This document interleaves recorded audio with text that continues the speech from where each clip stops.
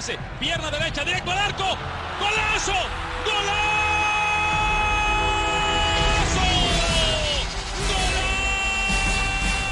The world of football with a soccer perspective. This is Soccer Today with Duane, Rollins and Kevin Laramee, live on the Sports Podcasting Network. Good day, good night, and welcome to the Gold Cup preview show, where Duane and I are hopeful because it hasn't started yet. Canada is as good as anyone. We're equal right now until Saturday. Everything's still up for grabs. Hope is still present. And every 2 years, we get a chance to play for a continental trophy, Duane.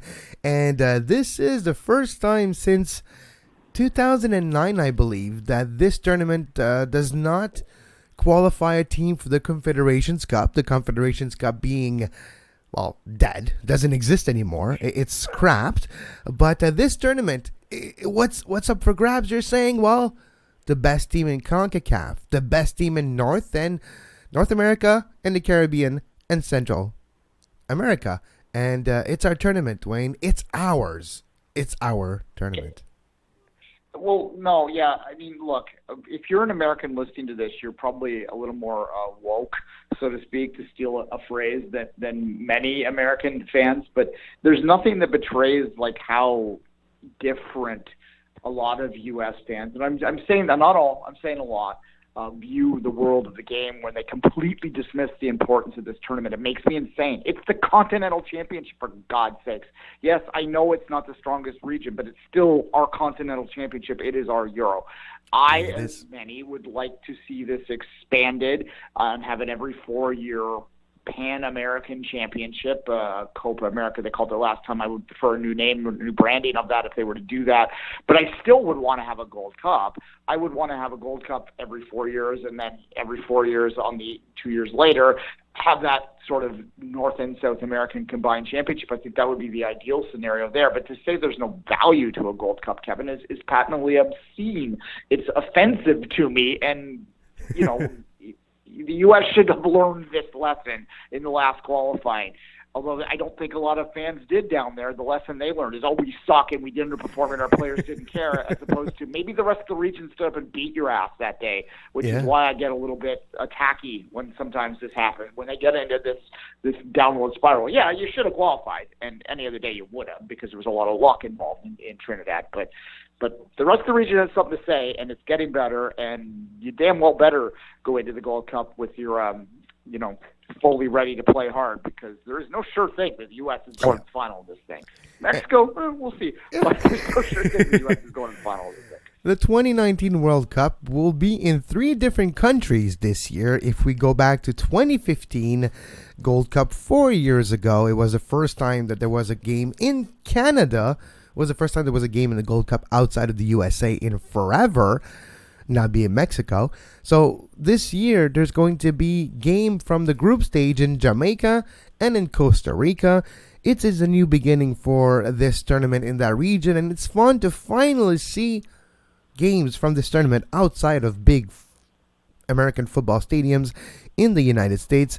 It was fun to cover one of those games in 2015 at BMO Field, and I'm sure that eventually we'll get as long as this region continues to grow, eventually it's going to be like a Euro, where you do have a host country or a host region and you can host it there. Now it's a traveling competition. It's continental wide, yes, and it gets narrowed down to Houston and to Philly, I believe, later on. But yeah, so for me, it's interesting that there's games in Jamaica, games in Costa Rica to help those teams that are strong in the region right now, and maybe we'll get more games in Canada eventually too. I suspect that there will be other group games played here in the future. There has never been a goal scored in Canada. Was there 2 games?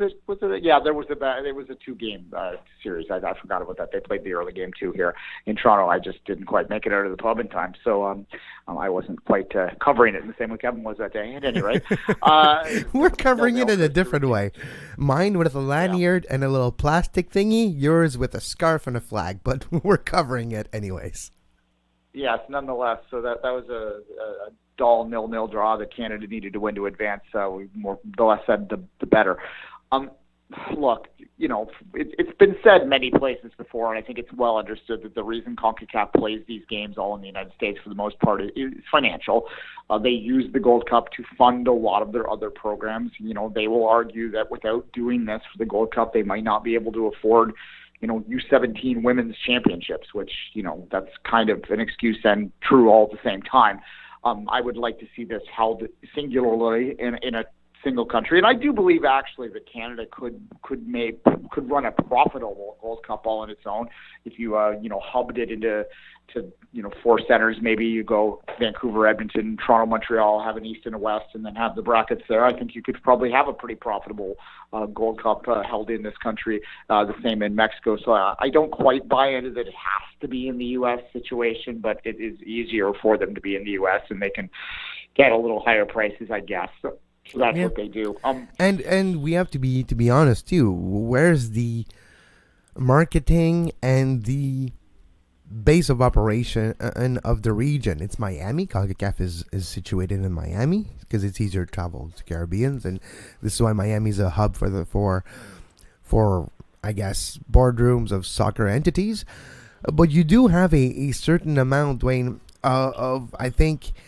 A lot of what's the word I'm looking for here? I hate when I search my words like this early in the morning, but you do have a potential too of eventually making sure that there's other parts that do generate profit with this competition. And it was decided a long time ago that for the benefit of the region and the competition, it's not going to be like a bid process, not going to be open. We're just going to make it so and make sure that our sponsors, which are mostly in the States too, get their time and get their money's worth, and they continue to invest with us. So that's one of the reasons why the games have been in the United States. But you get a Tecate, Mexican beer involved, or something, trust me, you'll have the same in Mexico eventually too. So I do feel we're getting closer to a Gold Cup, to a Continental Championship that is similar to the other Continental Championship that do spark our imagination, i.e. the Euro, or to a lesser extent, the Copa America, like you mentioned.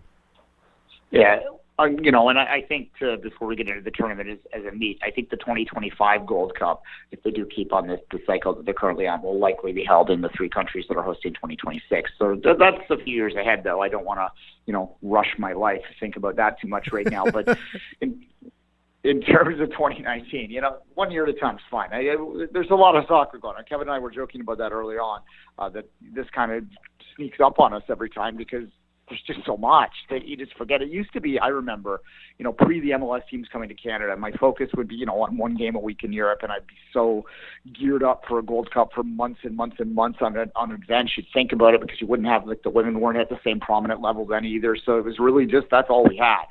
And certainly that was all we had in 2000 when Canada did pull that crazy tournament up. And there's a great article on The Athletic right now if you want to get an oral history of that championship run, something that I remember as a fan. I wasn't doing anything formal at all at that point, very, very well still to this day. And I can't believe it was 19 years ago. Oh, my God. I know. Anyway. I was going there like, Duane, what were you doing 19 years ago?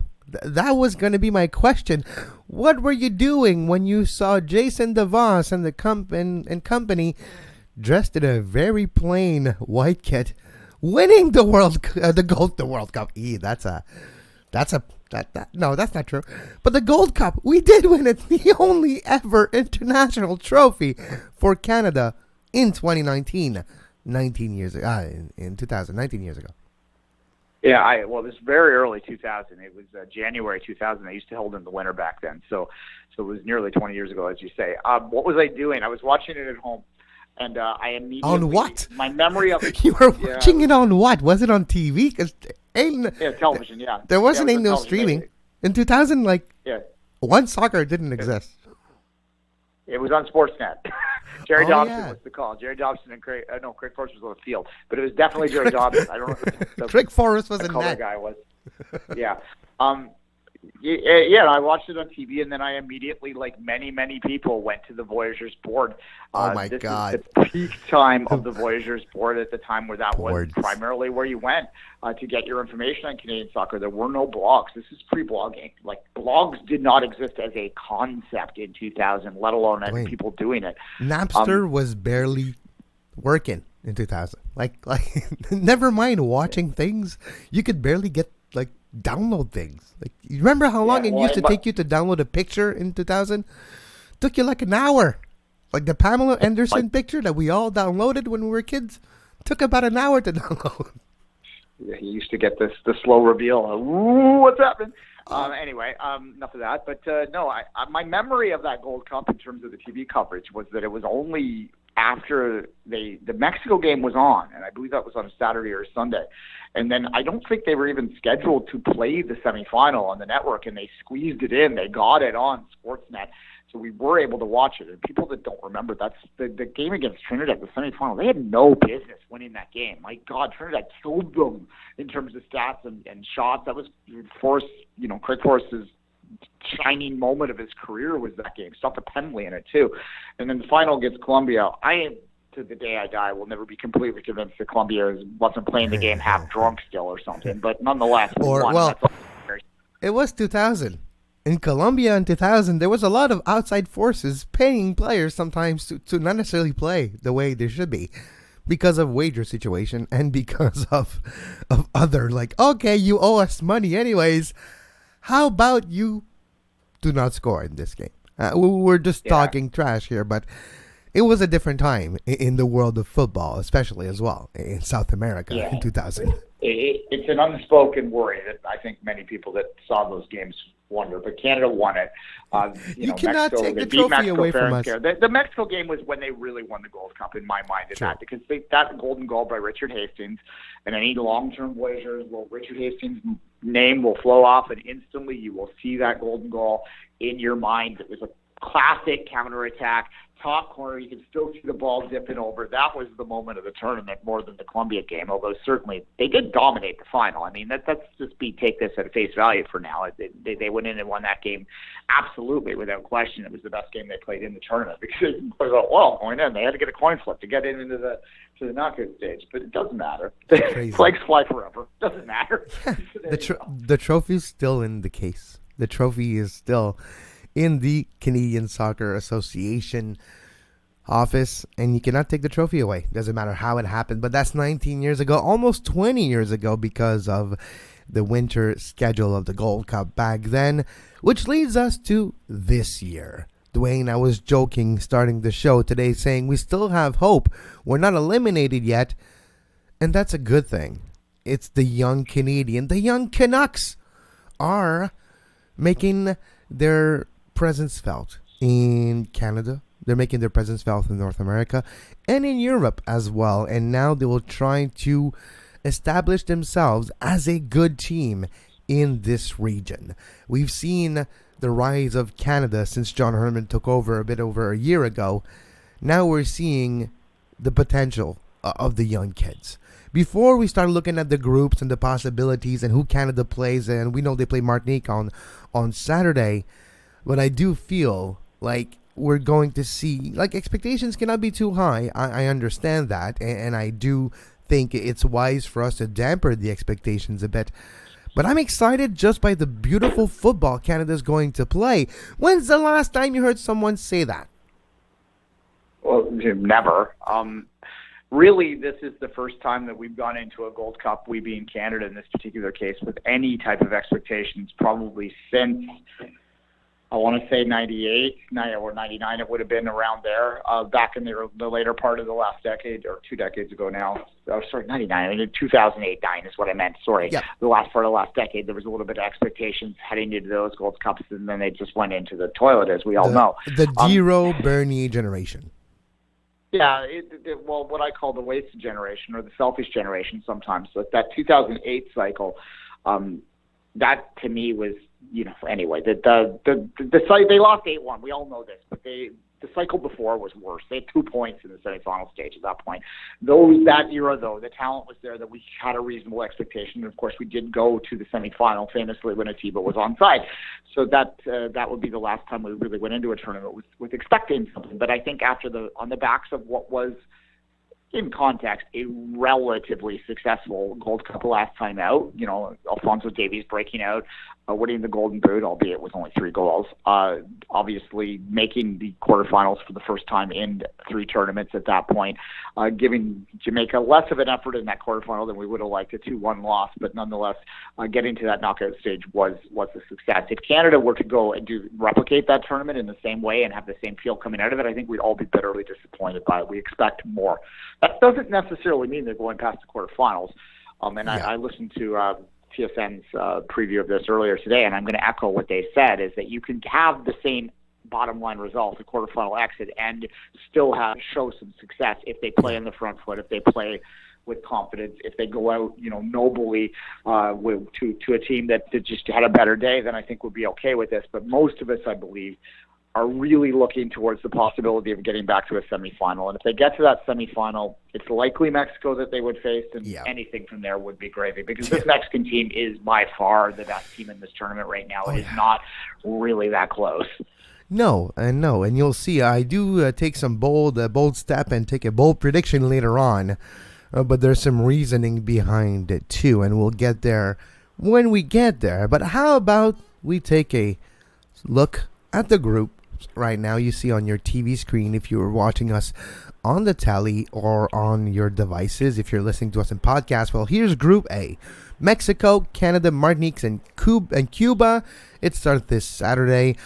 By the way, if you don't know, here are the rules of the Gold Cup, Duane. I know you know, but for our listeners who don't, if they do not, the 2 top groups get out, and then you have the quarterfinals. You have the runner-up of Group. You have the Group A winner with the Group B winner, runner-up of Group A. You have a Group A winner with runner-up of Group B. Then you have the winner of Group C with the runner-up of D, and so on and so forth in the quarters. So Mexico, Canada, Martinique, Cuba in Group A. Group B: Costa Rica, Haiti, Nicaragua, and Bermuda. First ever participation in the Gold Cup for Bermuda. They qualified through the Nations League, and this is the first time that the Gold Cup is decided this way, where the 6 teams that did participate in the Hexagonal Championship 2 years ago to qualify for the World Cup, those 6 teams are automatically qualified for the Gold Cup. So that was Mexico, Costa Rica, Honduras, Jamaica, USA, and TNT. Not Jamaica, Panama was instead of Jamaica, but those were the 6 teams in the Hex, and the 10 teams that finished highest in the Nations League. So the rest, the 10 other teams like Canada and Guyana and Haiti, all qualified through the Nations League. But let's go back to Group B: Costa Rica, Haiti, Nicaragua, Bermuda. Group C: Honduras, Jamaica, El Salvador, and Curacao. And the Group D, Duane: USA, Panama, Trinidad and Tobago, and Guyana. Let's go back to Group A: Mexico, Canada, Martinique, and Cuba. Of course, Mexico is the heavy favorite in this group. The only question anyone could possibly have with Mexico is that under Martinez, they have not yet played a competitive game. But that is a stretch to try and put that out as a problem. It's not like he has not played competitive games before, right? Yeah. So, he needs to stretch his players. He knows what he's doing. And they have done very well, scored a lot of goals, been playing very attractive soccer in the 4 friendlies leading up to this, all wins. This is a team that seems to be firing on all cylinders right now. Their back line is by far the best back line by head and shoulders in the region right now, and Mexico always has great attacking talent. In the past, you could have a 2-team debate. This is really a 1-team debate plus the rest of the field in my mind this year. And the question I have more about this Gold Cup isn't whether Mexico's a favorite. It's whether the U.S. deserves to be the clear second favorite in this tournament. And I'm not entirely convinced based on the form going in. And I don't think that that's a controversial thing for me to say. But we'll get there in a second. This group is Mexico's Mexico is the clear head and shoulders favorite. And I'm glad Canada's drawn them in the group stage, because testing yourself against the best is something that's very important. If they can get the 2 wins heading into that, and then the 2 other wins, and then test themselves there, then I'll be happy with that. Of course. And who knows? It might give Canada some knowledge for future games in this competition. We'll see. Group B, Costa Rica, Haiti, Nicaragua, Bermuda. This group is a bit more open, but not that open. Costa Rica, obviously the seeded team in this group, and obviously the heavy favorite as well. Now the question is, which of Haiti or Nicaragua will notch the second spot? I do tend to go with the Nicaragua team, but Haiti can be surprising in a tournament like this, especially Bermuda seems to be an easy prey for all 3 other teams. So you can get some points, and sometimes with 4 points it's enough to get through. Depends on the goal differential and the results of other games, so who knows. But I do favor Costa Rica and Nicaragua to get out of Group B. Well, you're looking at Bermuda as clearly the happy to be there team in this group, and it is remarkable that they accomplished getting there. That's the 2 factors. This is the first 16-team Gold Cup, all within the region that we've had, and also with the Nations League qualifying. And I think that we talked about this at the time, so I won't belabor it here. But the success of the Nation League's format was allowing a team like Bermuda to get this opportunity, which is tremendous for them. I'm not sure they would have been able to qualify realistically under the previous format. So good for them for being there. Whatever they do here is a bonus. You mentioned Haiti and Nicaragua. Yeah, that is clearly a battle for second there. I do like Costa Rica as a potential finalist in this tournament. They certainly are probably a bit not at the peak of their powers. That would have been about 3 or 4 years ago. But they have consistently demonstrated that they deserve to be considered. The Big 2 deserves to be expanded to the Big 3 in CONCACAF. I think they've done that over a couple World Cups now to deserve that. I would lean more Haiti, to be honest, but it's a flip a coin kind of situation. Yeah. Haiti has been an up-and-coming program in the region, both on the women's and the men's side, and that's almost as interesting to me that they're investing, obviously, in the overall structures. So, maybe, but yeah, Nicaragua would be your historical second pick there. I think the peak of Costa Rica was 2014 World Cup in Brazil. They had probably their best sequence ever, and that's where they got a lot of players discovered and signed, like Yohan Venegas and company. And I think that was a peak, maybe Costa Rica. We'll see if they can recreate this in this tournament format, but they do have the pieces to create some trouble for the other teams in Group B. Group C, Honduras, FH, #FH, Jamaica, El Salvador, and Curacao. This group seems open when we look at it, but I do still feel there's a big gap between Honduras, Jamaica, and then El Salvador and Curacao. Now the question is, who wins the group? That's the question. Don't sleep on Curacao. Remember that they're a Dutch property, right? So they have that option there. They have Dutch players. They have Dutch players. The Martins, Maartens. There's a few of them with Curacao. Yeah, they're Dutch, but it's true. But still, Honduras, Jamaica are the 2 teams that for me will battle to win the group. Now the question is, who will win the group? Yeah, Jamaica, I think, will win the group. Honduras has not played well at all over the past year or so. They lost 7-0 this past week to Brazil. It's Brazil, but still 7-0, right? Like, it has not been a good time. Oh, Duane, did you see that game? Did Brazilians celebrate the 7th goal? I'm just asking for a friend here. Yeah, I don't think they did a choreographed dance party after it, no. But, yeah, I'm going to pick Curacao for second over Honduras in the group. I think that if you look at their overall play, and they are very strong in the Caribbean region, and obviously the islands are always at a disadvantage. But you look at the history of the Gold Cup. The island teams that have done well have tended to be the ones that are protectorates, that are colonized basically. That they're able to draw from the home country a little bit to strengthen their lineup, and that's why I would pick Curacao over a decidedly not on form Honduras. Jamaica has, they got the upset over the U.S. recently in the friendlies. Now, we'll talk about the U.S. in a minute, but it's a big result for them. It's going to give them confidence heading in there. I think they're the clear favorite in the group. And now Group D, USA, Panama, Trinidad and Tobago, and Guyana. Guyana's first participation ever in the Gold Cup. The land of the Bunburys, Guyana, is making their best soccer tournament ever. This is peak Guyana in the history of soccer, and that's kind of fascinating. But this group is interesting too. First of all, the USA Trinidad and Tobago game will be fascinating because of the World Cup qualifying a few years ago. Panama is a fascinating team to me with young players that are talented, just like Omar Brownie, Montreal Impact player, that has been selected for Panama. Panama could be a dangerous team. Trinidad and Tobago could be sneaking in second too, but USA is clearly a favorite in this group. If we had to choose a group of death, and group of death is like a trope in international tournament, it's basically the group that has the most amount of teams that are closer to each other, I guess we could say. If I have to choose one of those four groups as the closest thing to a group of death, it would be Group D because of Panama and Trinidad and Tobago. Those two teams, depending on the tournament, depending on the circumstances of the games, it's going to be interesting to see who's the best of those two, because depending on the year, any of those two could actually be surprising, and Trinidad and Tobago do have some confidence when they play against the States. So Group D is kind of fascinating to me too because of those three teams, and then Guyana. Yeah, Guyana is the fourth. There's no doubt about that. We see this in the Women's World Cup as well in terms of there being clear fourth place teams in these groups, because there just isn't the full depth yet to allow for a 24 team in the women's case or a 16 team Gold Cup. But the purpose of having this is to get there eventually.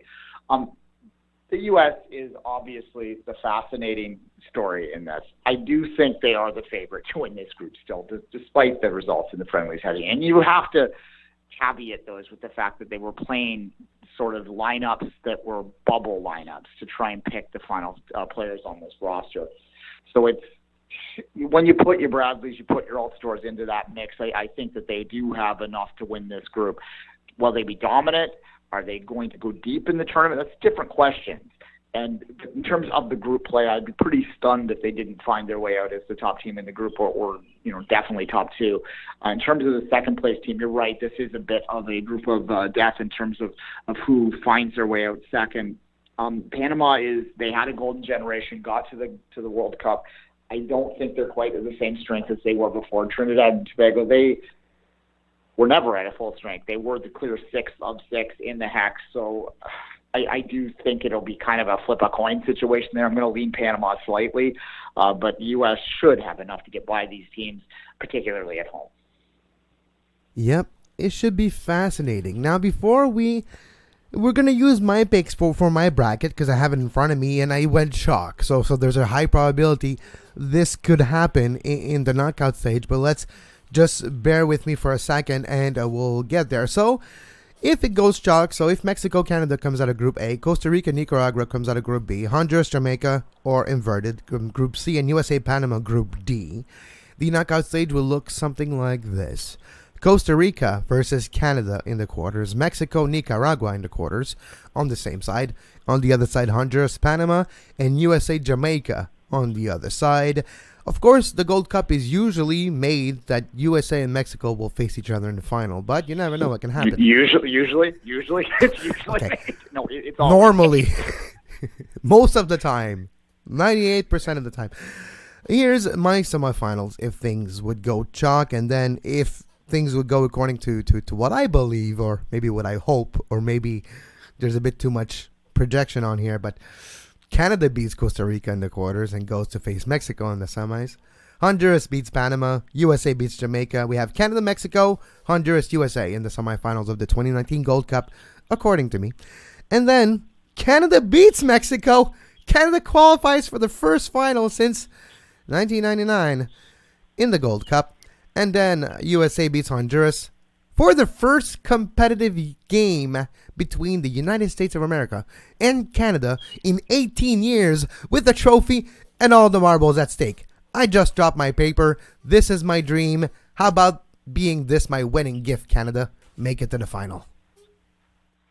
Okay, I'll be gentle and say it might not be a fever dream that you're having there. Look, I'm not going to be so bold as to pick Canada to make a final. In fact, I think Canada will finish second in the group, but will have a good result against Mexico, and will push Costa Rica to the brink in that quarterfinal, and we will leave this being slightly disappointed, but overall logically and okay with how the tournament played out. Costa Rica is slightly better than Canada right now. We've got to be honest with ourselves. In terms of how that Costa Rica-Mexico game looks at that. I could see Mexico pulling an upset there, but Mexico is Mexico. They are by far the strongest team in this tournament. You look at the other side of the draw, you know what? If it's not the U.S., it's going to be Jamaica. That's how I'll say it. But this tournament is rigged. I don't say that to be like conspiracy theorists. No. It's literally set up so the U.S. and Mexico will play in a final. And certainly if you look at the disparity of the size of the draw, the U.S. have a much easier chance through to the final. So I do think they'll make it. But Mexico will kill them in the final, like 3-0. They're not close right now, the two programs. And all in all, the Americans will leave that tournament feeling very disappointed, and there will be, USMNT Twitter will be exploding. So that'll be fun to watch. I never click on hashtags. I've learned my lesson over the years. You just add your hashtag to your tweets, but don't click them. Don't look at them. Just let them be. Just let it go. Speaking words of wisdom, let it be, let it be. Yeah. I kind of want to see that movie, though. Yesterday, kind of looks good, It does. It looks very, very cute. Right? I saw the Elton John one. I saw Rocket Man last weekend. I recommend it for anyone who likes Elton John, or if you like musicals, because it's kind of a musical. But yeah, it's a decent 2 hours. So I guess that's a new trend in the world, eh? We went from superhero movies to all right. Let's all do biography picks. Okay, who do we start with? Queen. Okay, next Elton John. Next, okay, Beatles. Okay, sure. Next one. Okay, how about Alice Cooper. I want to see an Alice Cooper movie. No original ideas anymore. No, exactly. All right. So, here's the schedule for the Gold Cup that you can see on your screens. It starts this Saturday, 7:30 p.m. Eastern. Canada's the opening game in this Gold Cup, and that's kind of interesting, versus Martinique, Mexico, Cuba, Haiti, Bermuda, Costa Rica, Nicaragua. Those are all the games that will happen from Saturday to Tuesday, match day 1 of the Gold Cup 2019. We've talked about the potential. We've talked about who we see going in out of the group, who we see further. But Duane, there's a lot of new teams. There's a lot of interesting teams in here. If you have to choose your surprise team of this tournament, I wouldn't say a dark horse, because we're probably never going to see a dark horse win a Gold Cup. But who is the team that surprises you, that will surprise you? Maybe by their result, maybe by the way they play, maybe by their attitude. But for you, who's a team that you're excited to maybe be surprised by? Carousel. I think that you look at the talent that played in the past, and I think that they could step up and have a really decent Gold Cup. I think that from a surprise on the bad side of things, Honduras could be the one that goes there. I could see them having a really terrible Gold Cup. They do seem to be completely on a bottom out cycle, which might be good news for Canada, because we always draw them in the semifinal stage. Of course, the one year that they're going down is the year we would not. But anyway, that's I'll give that from both a positive and a negative side in terms of an upset pick. Jamaica is kind of a hipster pick to make a final right now, and that has a lot to do with the U.S.'s problems. But I think, if you're not picking a U.S.-Mexico final in this thing, you're trying hard to find a way to not justify that, because even with the U.S.'s problems, they still are, I think, the second best team in the region. They're just a little closer to third than they are to first right now. Yeah, that probably is true, but it will be a fascinating Gold Cup, and we'll do our best to bring you our coverage of the Gold Cup as much as possible as we can from week to week until the end in July, because it all ends on the same day. The Women's World Cup, the Gold Cup, and everything ends on July 15th, July 14th? Yep. Yeah, all on the same day. Sure, why not? Still not happy with it? There's lots of reasons why not. But I know. At this point. Yep. At this point, it's as pointless making that argument as it is to try and convince Americans that the way they celebrated was not appropriate. But, sorry, American friends. If I was Oprah, I would say, here's some shades for you, shades for you, shade for you, shade for you. We're just throwing shade here. Shade for everyone. But on that note, you can follow Duane on social media at 24th Minute, myself at Kev Laramee, this show at Soccer Today SPN. You like to hear Duane and I talk about Canada, make sure you go to patreon.com/sportspodcasting network. $2 a month will give you access to the Two Solitude Soccer Podcasts. 4 shows a month, 1 show a week, 50 cents a show, $2 a month to support independent Canadian soccer journalism, cheaper than a Starbucks coffee. And that's how we roll. Until next time, for Duane Rollins, I'm Kevin Laramee. We do wish you a great Gold Cup. You can find the podcast version of all the shows we do on iTunes, Apple Podcast, Google Play Store, TuneIn Radio, iHeartRadio, and anywhere you get your podcast.